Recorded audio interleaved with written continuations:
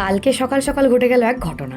বিষয়টা যদি আর একটু বড় হতো কি হতো আমি তাই ভাবছি। স্কুটি নিয়ে পড়ে গেছি, দাঁড়িয়েছিলাম, চলছিলাম না, দাঁড়িয়ে থাকতে থাকতেই ডিসব্যালেন্স হয়ে পড়ে গেছি। স্কুটিটা কিন্তু আমার পায়ের ওপরে পড়েনি, তবুও পাটা বেশ ভালোই দু জায়গাতে কেটে গেছে, খুব ব্যথা, সেটাতেই বরফ দিচ্ছিলাম।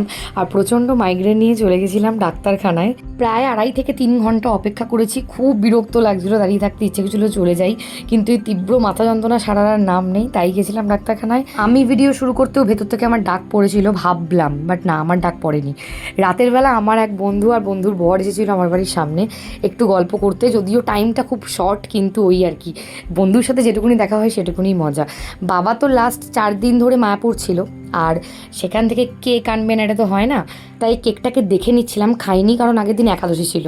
পরের দিন সকালে, মানে আজ সকালে যেদিন তোমরা ভিডিওটা দেখছো, আজকে সকালবেলা আমি গেছিলাম জগন্নাথ দেবের দর্শন। তোমরাও দর্শন করে নাও জগন্নাথ দেবকে। আর আজকে টিচার্স ডে, প্রতিটা টিচারকে জানাই হ্যাপি টিচার্স ডে, যারা প্রতি সময় মানুষ গড়ার কার্যে লিপ্ত।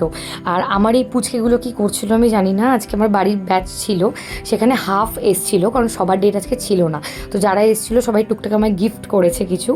আর আমি তো ওদেরকে নিয়ে অনুষ্ঠানটা করবো আগামীকাল, মানে শনিবার, সেই ব্লগও আসবে। এই ব্লগের নোটিফিকেশন পেতে গেলে আমার চ্যানেলটাকে সাবস্ক্রাইব করে দাও, বেল আইকনটা কিন্তু ক্লিক করতে ভুলো না। আর এদিকে বাবার আনা কেকটা তো আমরা খেয়ে অর্ধেক শেষই করে দিয়েছি। আজ তাহলে এই পর্যন্তই, দেখা হবে আবার কাল। সবাই খুব ভালো থেকো, এখন আসি, টাটা।